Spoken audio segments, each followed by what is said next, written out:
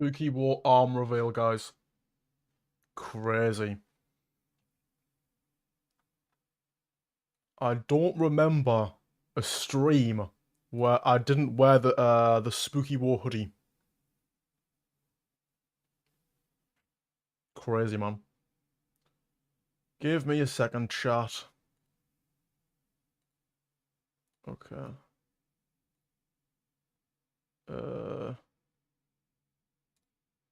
I've got a very cool channel to show today.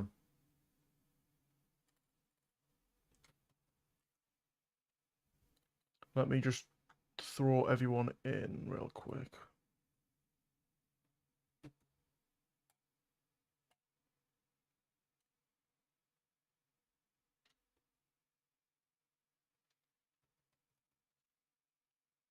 Hello, HRX. How you doing, bro?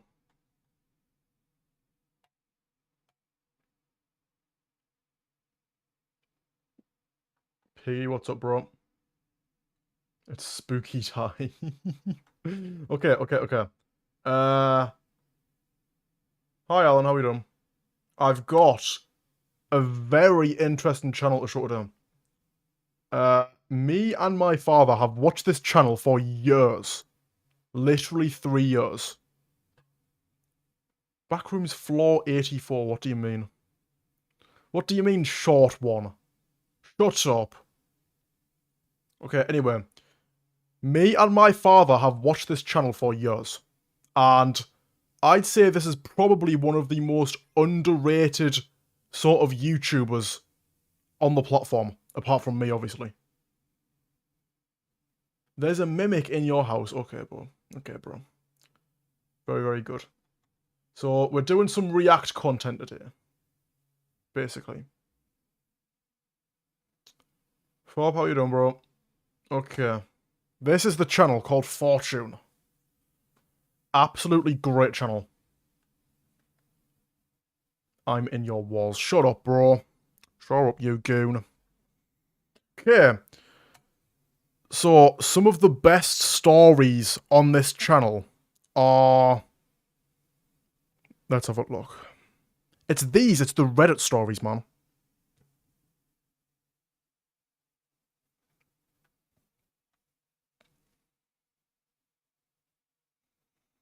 Which one should we watch?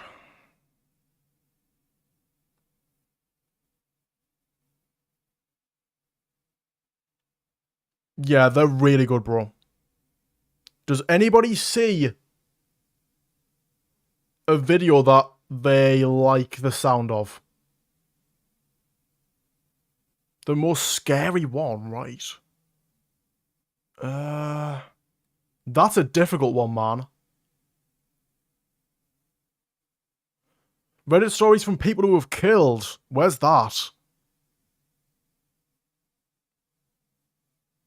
Am I blind? Yeah, this one. Okay. We're gonna watch this one. Is everyone okay with that?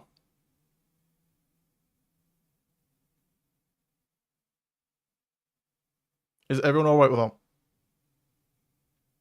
Alan came from the back rooms. Okay, we're gonna watch this one.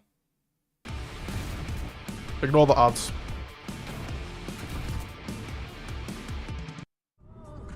Ignore the ads. L. Right, gang, is the volume okay? Let me know in chat. Is the volume okay? Never gonna be under. Like, am I too loud or is the video too loud or anything? Let me know.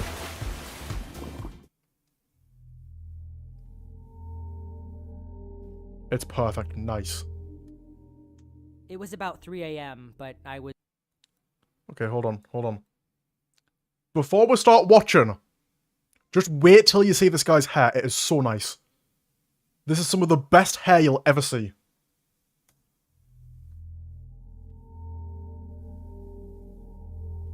Got the snack. It was about 3 a.m., but I was still up trying to get some work done for the next day. I heard the sound of broken glass hitting the wooden floor in my living room and knew something was wrong immediately. My girlfriend and my dog were both asleep in the room with me, and my niece and nephew were asleep in the room across the hall. I was watching them for the weekend. I woke my girlfriend quietly and told her to stay silent and call 911. I had my carry gun still on me from earlier that day, but I decided to grab my rifle. I could hear the crunch of the broken glass under the feet of the guys downstairs.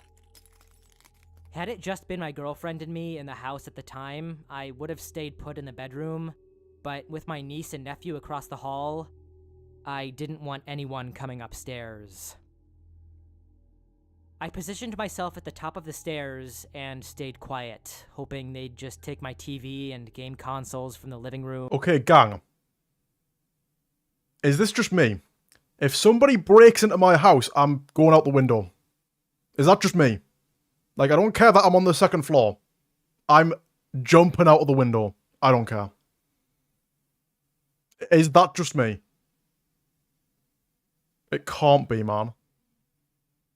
I've always wondered if Woe can do a backflip.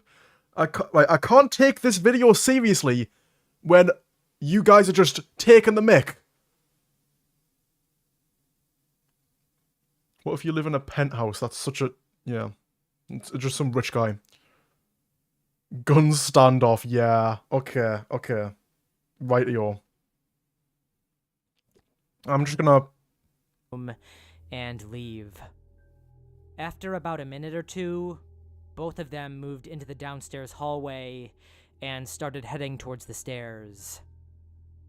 I stood up to where they could see me, pointed my rifle, and yelled at them to get the f*** out of my house. Before I even finished saying it, one of them raised his pistol and started shooting at me.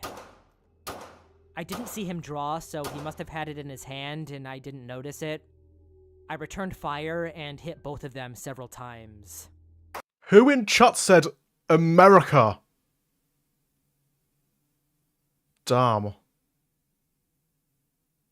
Oh, okay, it was sick. I couldn't see. That is dark, bro. That is dark, man. Definitely not me. That sucks. So apparently, yeah, it is a gun standoff, yeah. Fair enough. Once both guys were down, I just kept my rifle on them and didn't move. I fired 12 shots with 7 hits. They fired 6 shots at me, but they all missed. Damn. 2 bullets were recovered from the bookcase I was standing behind. The police arrived about 10 minutes later. When I saw the lights outside, I lowered my rifle, cleared it, and leaned it against the wall. While I don't regret what I did in the least, I do look back at it and think about how I made some stupid mistakes, and about what could have happened to my girlfriend, niece, and nephew if I had been injured or killed. I should have noticed the guy had a gun in his hand immediately, and I should have been quicker on the trigger. I've run thousands of different possibilities about the things I could have done differently through my head. No, I feel like if somebody's in your house and shooting at you, and you've got a gun, if you happen to have a gun, shoot them back. I don't know if this is just my ego, but I feel like I would just have no remorse. If you're gonna come into my house and try and shoot me, you're getting, like, one-tapped. Straight up. Maybe that's just me, though. I've got, like, a hell of an ego. Hello, and welcome to more Campfire Stories, where we cover surreal... Look at his hair! Look at his hair. Tell me that isn't, like, some of the best hair you've ever seen on a man. If someone came into my house getting ready to shoot me, I'd low-key do anything to defend myself. Yeah, absolutely. Like, I feel like it's not... It's definitely not murder. Definitely not. If you need to defend yourself, you need to defend yourself. You're in the UK, bro. You're harmless. What do you mean? If you kill a person, you go to jail. No. Absolutely not. If you're defending yourself, no. We're getting Spooky a wig for his birthday. Okay, okay, and buddy. disturbing accounts from both viewers and from the depths of the internet. Today's stories are definitely going to be on the darker side, with true accounts from people who have actually killed somebody in the past. At the same time, though, it's filled to the brim with some of life's hardest lessons, with stories ranging from war to home invasions to unfortunate accidents. This video is definitely not for the faint of heart, and viewer discretion is definitely advised. With that being said, as always, grab a snack, get comfortable, and shut the blinds. Guys, I've killed someone before. Yeah. Real story. Locomotive engineer here. People see trains as either a quick means of suicide or think we are moving slow enough that they can race us at the crossings and win. Okay, right, to be fair, my ego says I could outrun a train if I wanted to. Is that just me? Because a lot of this ego stuff is just me. I feel like I could run faster than a car. But, like, obviously I couldn't. There's no way. Or a train. Is that just me? Tell us that story about you killing someone before. That was a joke, man. Yeah, no, my ego says I could outrun a car, a train, anything. Do it on stream. Wow. Wow. Okay, okay. You are not all that, bro. Fair enough, man. This story involves the first kind. It was around 0400, and I saw some movement in my headlights. We see and hit lots of deer, dogs, coyotes, etc., so I really wasn't too surprised to see something in the ditch. But when it stood up on two legs, I knew was about to get weird. About 1,000 feet away, he walked out between the tracks and held his arms like he wanted to hug the train. I was going about 50 miles an hour. I tried to stop, but at that speed, it takes quite a bit to stop No, a train. that is not stopping you. We hit him, and he went flying. We actually saw him fly. Bloody hell. Sometimes animals will get pulled under the train and chopped up. Other times, they fly. Okay, gang. One question I've got. Maybe this is me being, like, really stupid, but why don't they, like, wall off the sort of tracks? Why don't they wall it off? Because, like, obviously, government, very, very rich. Very rich. Why wouldn't they just wall off the railway track, man? Surely that... Well, yeah, but they're rich as hell. What is bro talking about? But, like, that is logical, though. Just wall off the tracks, then your animals aren't going to get in. And not as many people are going to, like, jump on the track sort of thing. Is that just me? Am I stupid?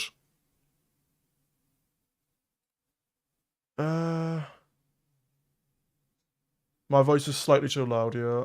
No bother, bro. I'll put it to, like, 15. Give me a second. 15.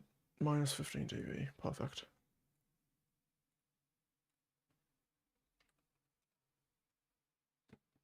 Okay.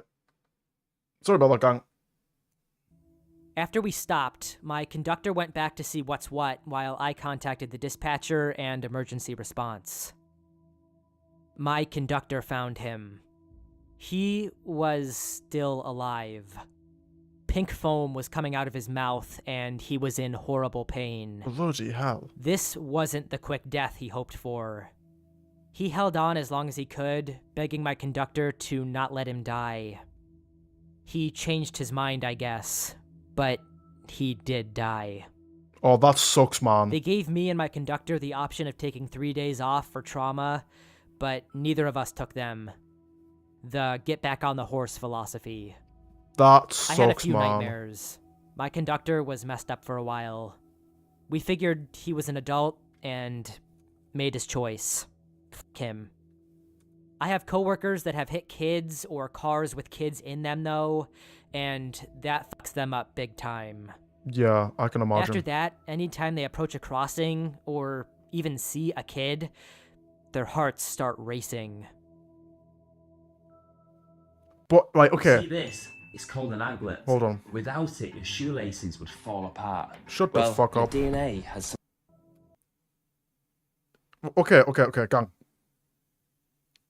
My opinion on this one is you didn't kill that guy, sort of thing. Because they chose to sort of jump onto the tracks, and you couldn't stop the train in time. That's not really like you killing someone. Do we agree there? I feel like that is definitely not you killing someone. Because I feel like you killing somebody means you have chosen to kill them, sort of thing. Yeah. I feel like that is definitely not the... Well, like, obviously, it's not the train driver's sort of fault. That's just something that the train driver couldn't prevent, sort of thing. So I'd say there's, like, no responsibility in the sort of driver's hands. That's just my opinion, though. I don't know.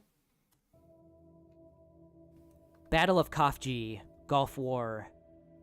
This fight was mostly US Marines as well as US Army Rangers and coalition aircraft and tank companies, as well as a major combination of Allied forces from all over the world. We began with heavy airstrikes from the US Air Force. I was on the ground coordinating with our observation posts along the Kuwait-Saudi border, marking targets with radar so the coalition aircraft would not cause friendly fire, which was a big problem during this entire war. But anyways, after heavy air bombardment, the ground units moved in to sweep the city and secure it. Even after being bombed, we were still met with heavy resistance on the ground. After reaching the city, we started clearing buildings. In one of the buildings, my unit came across a family. Entrenched in a half-destroyed building, a mother and 2 daughters were huddled under some debris. That is We dark, saw man. no threat. They weren't armed, so we moved into rescue mode and tried to evacuate them. And that's when the sun came at us. He had been hiding under some debris off to the side of the room, out of vision. He opened fire on my men and I, hitting 2 with AK-47 rounds. Bloody hell. That is when I pulled my sidearm and put him down. We had That a is corpsman with us who was dark. able to save our men, but the boy wasn't as lucky. He was trying to defend his family, no older than 14. Oh, that is I so wish it dark, went another man. way. I often think about this event and hear the mother's screams as she was dragged away from her fallen son. No, that is so dark, man. Maybe I am the villain. That is rough. I would have defended my mother too. It happened many years ago, but it really opened my eyes as a young man. I thought what we were doing was just and had true meaning on a global scale, but it really showed me that this world is a lot bigger than I thought. People that are not my color or ethnic group have a different perspective and lifestyle, and that's okay. They're not beasts to be shot down, but real people that are trying to survive in this fucked up world. I had some PTSD for a few years, but I met a wonderful woman who helped me through the tough times. I still look back with regret that I cut a boy's life short, but I try my best to help others to make up for the life I took away. I mean, Through to my be fair, business, I make donations and ensure to hire and provide jobs for as many people as I can, which helps me sleep at night. To be fair, if somebody's firing at your squad, fair enough. I feel like it's very, it's not a very nice sort of situation at all. But there's nothing else he could have done, really. Otherwise, he would be dead. All his squad would be dead. You sort of have to defend yourself. So, I can understand that entire thing, but such a dark story, man. I don't like that. This story I do in not like particular that. is a very difficult one to process and sort of rationalize. In my personal opinion, I think it's simply a horrible side effect of war. I think given each person's perspective in this situation, both of them were acting based on what they believed was right and what had the highest chance of saving either themselves or their family. That is a very good Unfortunately, take, yeah. as the original posters said themselves, we're all just trying to survive on our own in this world, and the tense nature of war only makes these horrific situations much more common. There's literally no time to negotiate or to ask them to put the gun down or to figure out what they want or if they even have any interest in conflict in the first place. You can either take preemptive action to protect yourself and your family or flip that righteous coin and attempt to de-escalate an extremely hostile situation. Yeah, war sucks, obviously. Shortly after I got my license, that is in no way, shape, or form an excuse. When I was a teenager, I ended up in a very fast car. One which was far more powerful than I was used to, and far too powerful for me to be driving. I cannot handle high acceleration, by the way. That's like one of my biggest fears. High acceleration. It feels awful. Even driving it, I couldn't. Awful. I was in a Tesla about a year ago. I was in this, I think it was a Tesla Model 3, and the guy just full sort of accelerates it, and I blacked out. My heart rate was through the roof, man. But yeah, then you've got the other hand, people are like, you've got one hand where people can't handle the high acceleration, then the other hand, they love it. I don't understand. I don't understand why or how that would feel good to be in. But yeah, anyway, I just thought I'd yap. After work, and quite late on, I went out to meet some friends. I picked them up, and we all went out for a ride. Those of us that could drive had a shot at the car, and we all took turns on the motorway, going fast and generally being stupid. Afterwards, we went into a quiet residential area. As I said, it was late, past midnight on a weekday, so the streets were empty. I was driving, and as I approached a long straight, I accelerated, simply to show off to my friends in the car. At one point, one of my friends asked me to slow down, and I took my foot off the accelerator. I can see where this is going. But by that point, I was going far too fast, and I didn't realize that there was a part of the road that stuck out.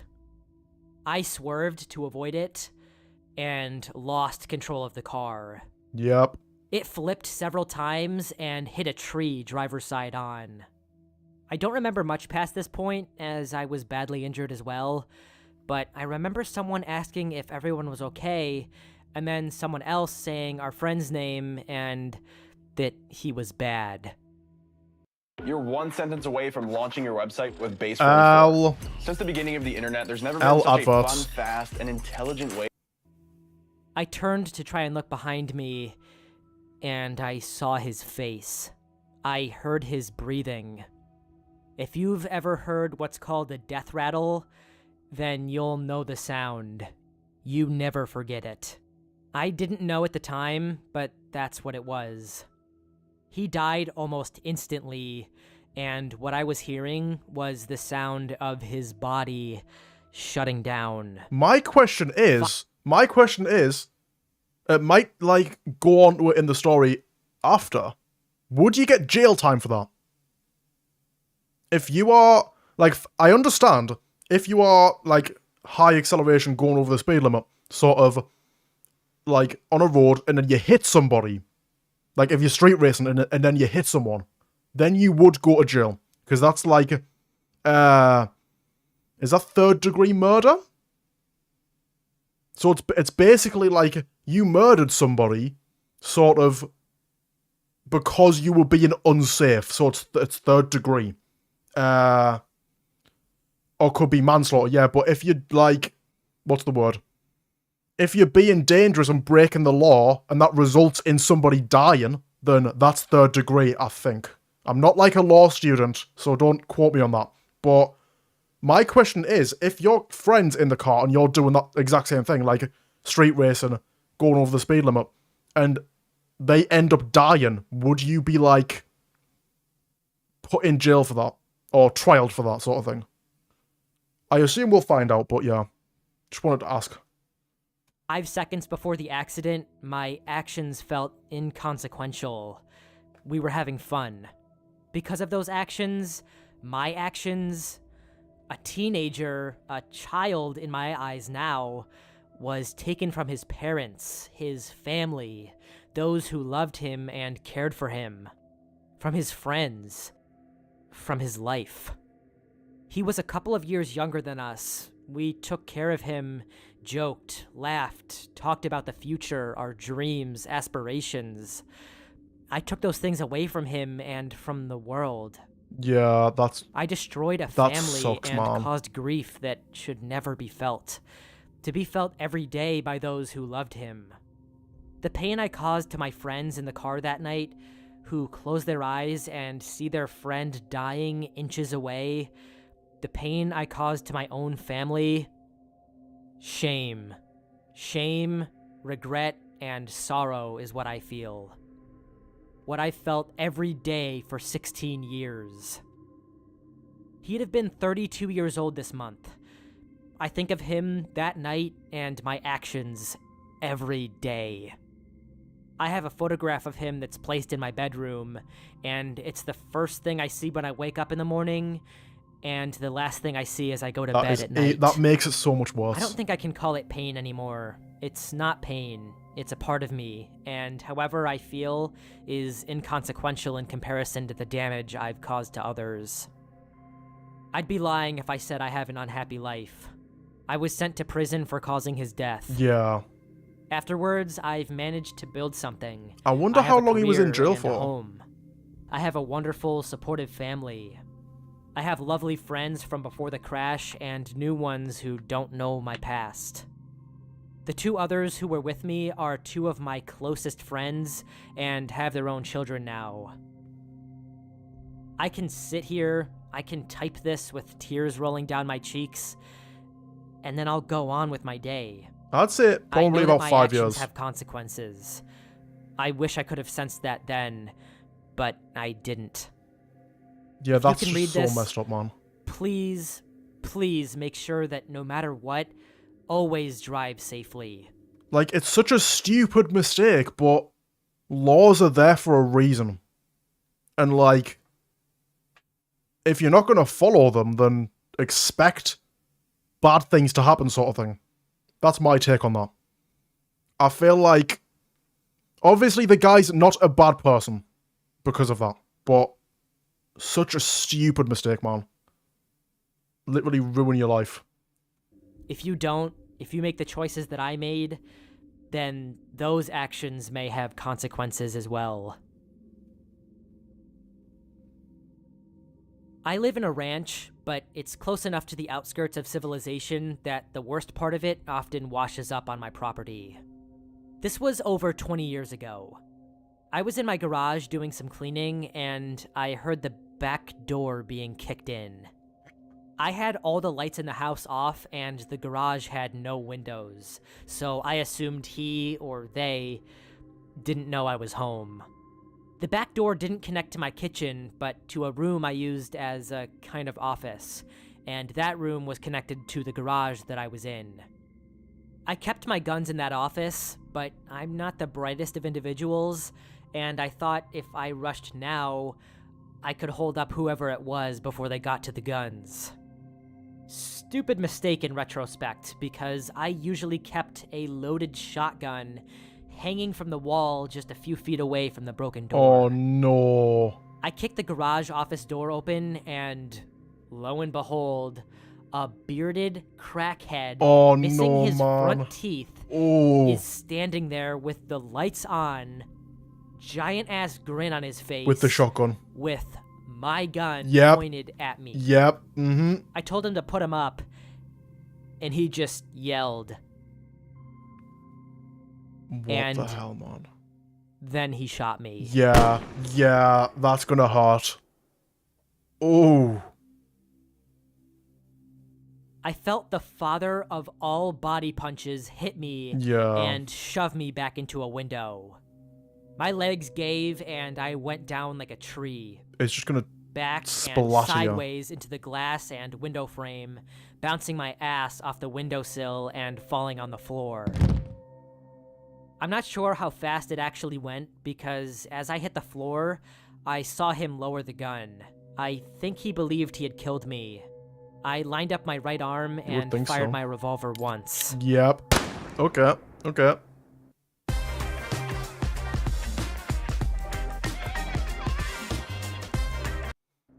How did he live?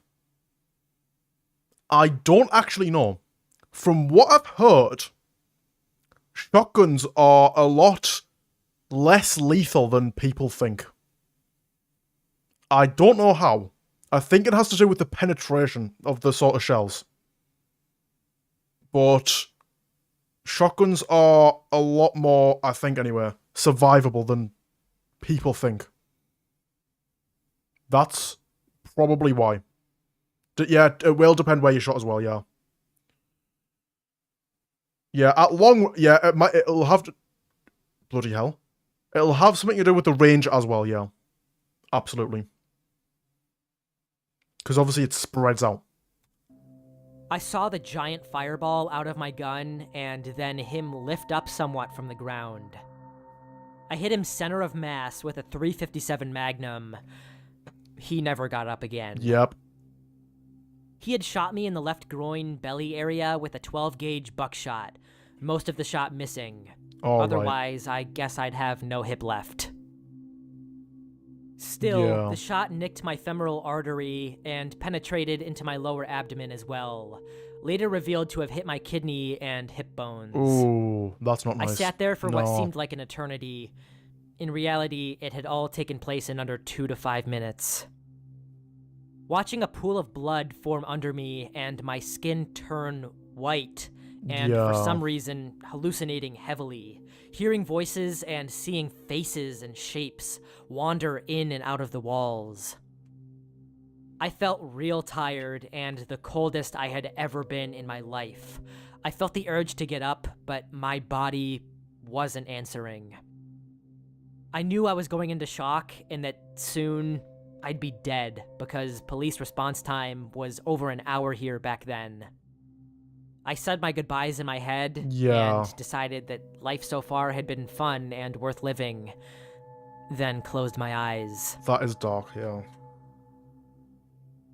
I woke up nearly a month later in a hospital with the mother of all headaches and looking like the Frankenstein monster left side from the waist down. A month later is Stitched wild. and stapled all over, skin turning shades of purple and green, giant surgical drain coming out of where part of my hip bone had been. As for what I felt, I'll never forget that man, and he'll never leave me, regardless of the upturns my life took afterwards. I do feel it took something from me. Not innocence, but some kind of naivety about life. Yeah, you would. For years, I couldn't take corners or enter empty rooms in my own house without mentally preparing myself for a fight. Okay. For some reason, I do that anyway. If I go in, like, another room, or I turn a corner, I'm in, like, fight or flight for, like, a split second. Is that normal? Or am I, like, stupid? Am I stupid? I feel like that's not normal. I'm not sure, man. I'm really not sure. Time I couldn't even get up from bed at night to get a glass of water without taking a loaded gun with me, just in case. Just in case of the demons, yeah. Every night when I lay on my left side, I'm reminded of him. So, in a weird way, even though I don't hate him, and even though I don't want to remember him, he's forever in my mind. That one's weird, man. That must have been awful. He had dragged a young woman into a park in the early hours and tried to rape her a couple of times. Oh, lovely. But she had fought him off. I was walking home, and by the time I had stumbled across them, he had tried to throw her off a bridge. Bloody hell. She was desperately clinging to the side while hanging off the other side of the railing. At the time, I felt nothing because our altercation took mere seconds to surprise him, throw him over, oh, and nice. pull her up. Oh, that is mad. That is so Over the aura. next several months, coping with it was simply making sure she was okay and being there if she needed someone to talk to. Long term, my feelings have always been that he made the decision to hurt someone on his own. He lost the basic courtesy and respect all people deserve and need to earn. It was not possible to rehabilitate him in that moment. Actual superhero, man. I had more worries about the bugs I may have walked on while in the park. Yeah, okay, yeah. She was by far my main concern. We both lied a little when the cops turned up. I would do it again if needed, although maybe I would chat less to random strangers at the train station about silly things before walking home so that I would have arrived at the park earlier and maybe stop the whole terrible ordeal from happening to her in the first place. Yeah, that's... I like that story. We as humans hold the belief... It gives me hope in humanity. Because normally, you see these sort of videos of, like, somebody getting attacked or something. And it'll be in, like, a public place, and people will just ignore it completely. Like, what the hell? It's good to know that people actually sort of stick up for others when they need it. Like, people like that still exists. Which, it doesn't always seem that way. That life has intrinsic value, and in my mind, there's really only a handful of ways that you can erase your own value in the eyes of others, and this is a pretty surefire way of doing that. When you display an evil, blatant disregard for human life, you essentially are revoking your own right to that life as well, as this man did. With little exception, it is only in situations like these, when one person seems pretty much dead set on taking the innocent life of another, that it is justifiable to end a person's life. Yeah, agreed. Very good take. I have killed 2 people. One was my mother, and one was a woman I didn't know. Bloody hell. My mother was diagnosed with stage 4 cancer that had metastasized to 14 major organs and declined drastically and steadily for a few months before death was imminent. Okay, I'm gonna assume this is assisted suicide. I'm gonna assume.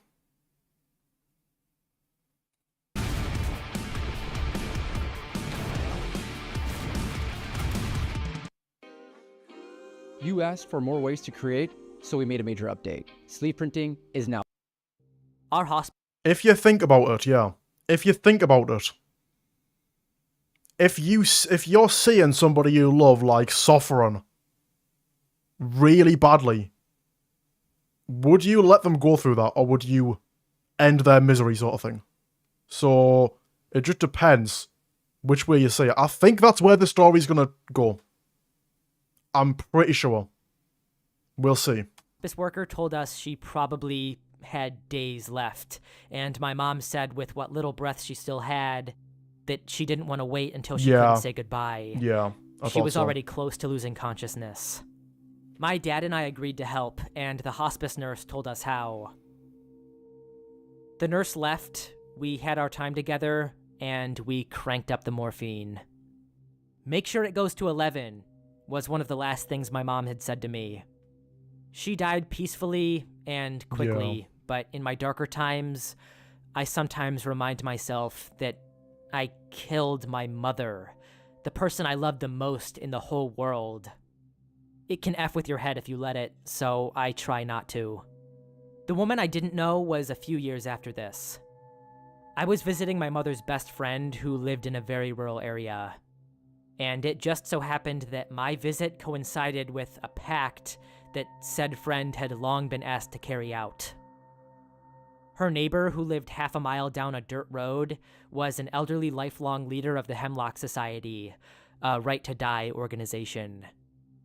She had a pulmonary disease and didn't want to suffocate to death, and the time had come for my friend to help administer some medication to help her die. I didn't feel I could help. It was too soon after my mom. She was still kind of lucid and wanted my friend to hold her as she passed. That is... Okay, so okay, hold on. I was asked to administer the drug.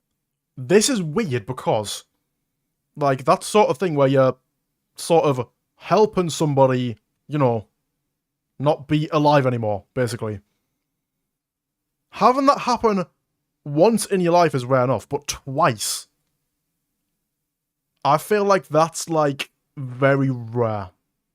Not a lot of people could say they've done that twice. So, yeah, this is really dark, man. Drugs. It seemed like the right thing to do, so I did. She died. I didn't know her at all, but that night we ate her favorite foods, and I heard stories about the kind of person she was, and I learned a lot about the life of the second woman I killed. I had depression, a raging eating disorder, and plenty of suicidal thoughts after my mom died, but it was mostly a result of losing her, not being the one to send her on her way. And a positive result of all this is that I have relatively little to no fear of dying. Sometimes people just know when it's time for their next chapter to begin. I feel like if you've done this, don't... Well, obviously I can't say don't because it's not that easy, but if you don't overthink it, then I feel like it's fine. As long as it's like, how do you word it? Like, if they're suffering, is what I'm trying to say.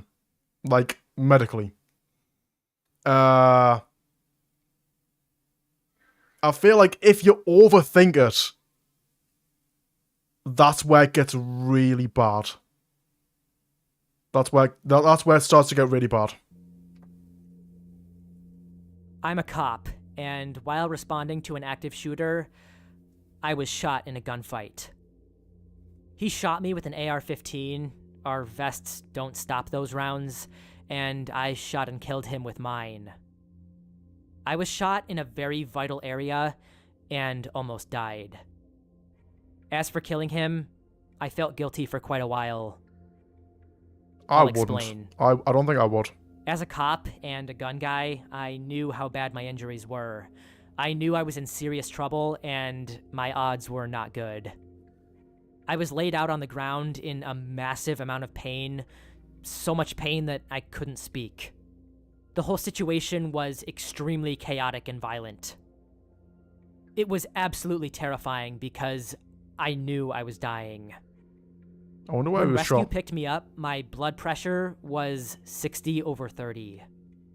I felt guilty because I know the guy I shot went through the same terrifying experience. Yeah. My friends watched him die and told me how it went down. Or why would you I tell know I him, was man? 100% justified because he was about to kill innocent people and he shot me. But I know what it's like to be laying on the ground, dying from a gunshot wound, and it's horrifying. I don't feel guilty anymore, but I did for a little while after. I made the correct and best decision that could have been made at the time. Yeah, and exactly. No innocent people were hurt. I don't have full-on PTSD, but I'm not the same as I was before. I also have chronic medical issues and have been in and out of the hospital, even after returning to work. As of now, I don't feel anything when I think about having killed someone. I really wonder why he was shot. I will probably have to do it again, and I won't hesitate. I was 18 and back in my hometown from college to host an awards banquet for a local Boy Scout group. I was driving along a mixed-use highway where the speed limits are 45 miles per hour, but there's a lot of businesses and so forth on either side, usually with a stop sign or a light to turn onto the road. So I'm driving along to pick up my +1 for the banquet when someone decides the stop sign to get on the highway doesn't apply to him. I T-boned his car going about 40 miles an hour. The speeds were such that the grill of my truck got stuck in the side of his car, and we got spun 90 degrees to the left. Bloody hell. Save more online and on the M&M app. 每一段旅程都有一个属于它的故事，这当然不只是从 A 点到 B 点。 Just in time for the guy tailgating me to hit my driver's side. I didn't even realize a third car was involved until I tried to get out. having an airbag go off in your face is quite disorienting. I've always wondered what that I felt call like. out the passenger side and ask if I can offer medical assistance. This is when the driver of the tailgating car decides the accident was my fault and jumps out to try and clean my clock. No way. I should mention that at the time, I was 5'9" and about 130 pounds. This guy had at least 6 inches and 100 pounds on me. If it wasn't a serious situation, it would have been comical. A dazed and wobbly Boy Scout is offering to perform first aid, while an angry driver twice his size is hoping to turn him into paste. Lucky for me, one of the bystanders was an off-duty EMT who was already on a cell phone with 911. This was in the days when cell phones were still uncommon, and he jumped between us, getting the guy to back off. Cops and ambulance showed up shortly afterward. The guy that tried to fight me got arrested for road rage and went to jail for 6 months. Wait, really? The guy that ran the stop sign died on impact. I didn't feel bad for either of them. Bloody hell. The ones I did feel bad for were the grandkids in the stop sign runner's car Oh no. that got carted into an ambulance, No. blood running down their faces, screaming for mommy because they didn't That is- understand what was going on. That is so dark, man. No. Their mom was in the passenger seat and suffered a concussion, so she was in a different ambulance. Well, at But least she the survived. person I felt most bad for was the dead guy's wife, who was in the early stages of dementia and couldn't understand why they put a sheet over his body No. instead of putting him into That an is ambulance. that is so dark, man. The whole experience was pretty surreal, almost like I was watching a movie rather than really being there. I didn't feel guilty afterward, which I suppose was good because everyone and their cousin felt the need to tell me that it wasn't my fault. I think that was the worst part. There's no Everyone way it wants was to his tell fault. you it's okay and it's going to be all right, No or way. it's not your fault, when you're just trying to get back to your normal life. But the thing I took away most from this, though, was that you don't drive safe to keep yourself from being injured. You drive safe to keep your spouse of 50 years from weeping on the side of the road when she realizes you aren't coming home with her. Yep. When I was in my early teens, I moved to the south I to can't be with drive, my by the way. boyfriend, now my ex-boyfriend. And we lived in this old, dirty camper with 2 other people. For the most part, everyone in the area was on drugs and poor. A good friend of ours had an Sunderland addiction core. to opiates, especially fentanyl. That's what it's like around here My as ex's mother had just passed from cancer. She had several different cancers, including bone, and was on a lot of strong painkillers before she passed. One night, my ex and his friends all played a show at a local venue. The show was canceled a week earlier due to rain. So this time, we were driven to the show in my ex's father's van, containing a large amount of fentanyl in the back. Our friend begged the father for one. He had taken them many times before, and he knew how to open them up and boot it.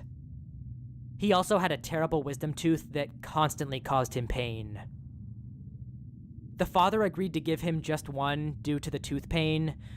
Our friend decided to chew the patch over the next several hours. I believe this was a 72-hour pain patch. After the show, our friend couldn't talk. Rapidly, he Yep. lost control over his body and became unconscious. Because it's so easy to overdose. I remember rubbing his back, the sweat drenched in his cardigan. Trying to talk to Vent him, for tooth only pain, hearing whimpers and gurgles. I started to panic, naturally. It's I so begged that easy we to take him the overdose on hospital. Fent. Like, that is such common Everyone knowledge. said that he does this every time he's high, he's fine. My intuition knew that he wasn't okay. I remember the father looking at me and saying, if anything happens to him, I'll never forgive myself. They couldn't carry him, so they put him in a wheelbarrow and took him down to our camper. I just built a budgeting app with How many ads? Interesting. Can it generate reports? It can now. Sure, Anything Rob. else? They placed him in our bed. I took off his shoes and covered him in my blanket. I asked the friend that lived with us to please keep an eye on him throughout the night, as we were staying with my ex's family temporarily after his mother passed. His response was, "I'm going to put my balls in his mouth and take a picture," lovely. jokingly. And I said, "If he dies, you're gonna feel like shit." The next morning, Such a weird response. I received the call that he passed away in the Yeah. night, and I dropped to my knees, screaming. After that, I had to find my ex, who was his best friend, and tell him what happened. It was one of the most difficult things I've ever had to do.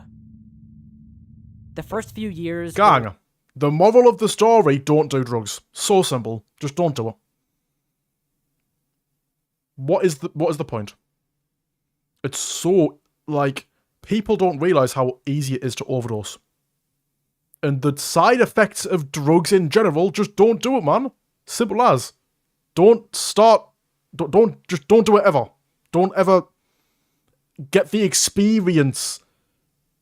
Don't, like, oh, I want to see what it's like. Don't do any of that. Just don't do it. So simple. Don't. Filled with guilt, Don't be regret, stupid. and what ifs. This I guy's wish- dead because he was stupid. Don't do that. I would have ignored what everyone was saying. Liam. That feeling in my gut, I now trust every time I feel it. As time passed, I grew to accept what happened. I've never done That drugs once. although I could have done something, there's nothing I can do now. I take it as a depressing, unfortunate life lesson in trusting my intuition. No, I think the lesson is don't do drugs.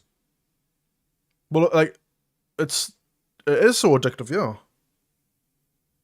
That's what... Because round here, where I live, it's like just a crappy town in the UK, Sunderland. A lot of people do just all sorts of drugs. And you notice it's these people who are living in tiny houses on benefits, absolutely broke, because all they can spend their money on is drugs. What do you mean GG address leaked? Sunderland's big. It's such a bad decision to say, oh, I'm gonna try it. I won't get addicted. That is just ego. That's just pure ego. You don't know that you won't get addicted. Because when I started, like, flavoured air, I don't know if I can say the actual word on YouTube.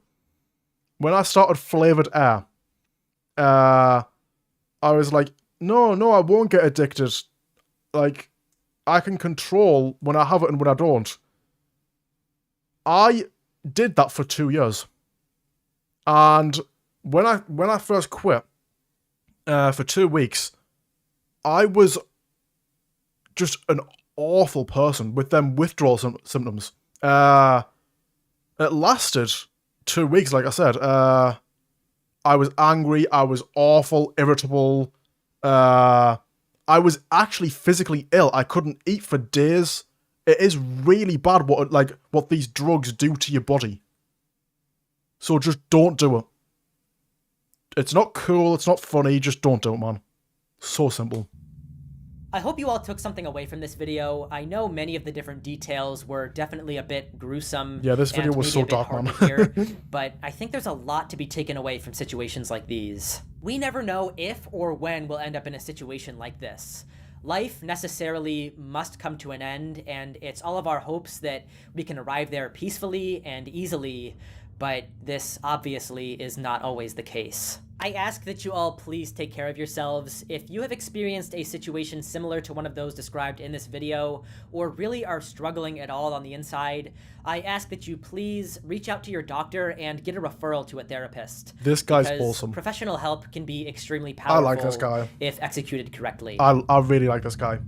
What do you guys think of this channel? I think I've watched all the videos before, but I'm gonna watch them again on the channel. What do you guys think? I'm thinking like one video a week sort of thing. I really like this guy, man. I really enjoy this guy's content. And if you look at some of the like recent videos from Fortune here, they're so long. Like 1 hour, half an hour, hour. I really like this guy. And like, there's just so much different stuff. Campfire stories. Some of these, like the glitch stories and stuff, they're so weird, man. I want to do one of those next stream. But I just really like this guy, man. He is pretty, like, big, subscriber-wise, but I feel like he should be bigger. With, like, the amount of content that's just on this channel. I really like this guy. So yeah, gang. The takeaway of this video. The takeaway of this video. Go to bed at an appropriate time. Both of you should be bigger. I'm still learning, man. I'm still learning. I'm gonna try and make like improvements every video, every stream. I'm looking for an editor and a thumbnail designer right now. If I could get an editor, that would be great. That would be amazing. I would do so much. But yeah. I really, really, really like this channel. Expect more. Because it's got so much good content. This guy is so talented. But yeah, gang. That's it for today.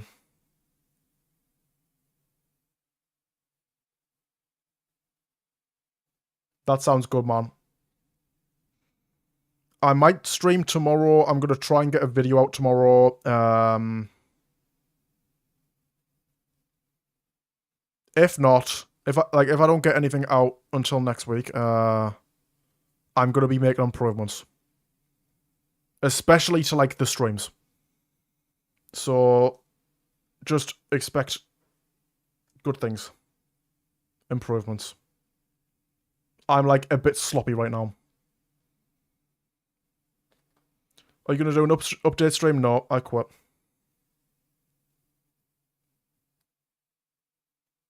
I'm not playing BGSI on the channel anymore. I might do a one bill stream, but that's about it, man. Thanks for watching, gang. Bye-bye. Bye-bye, guys. Geeks.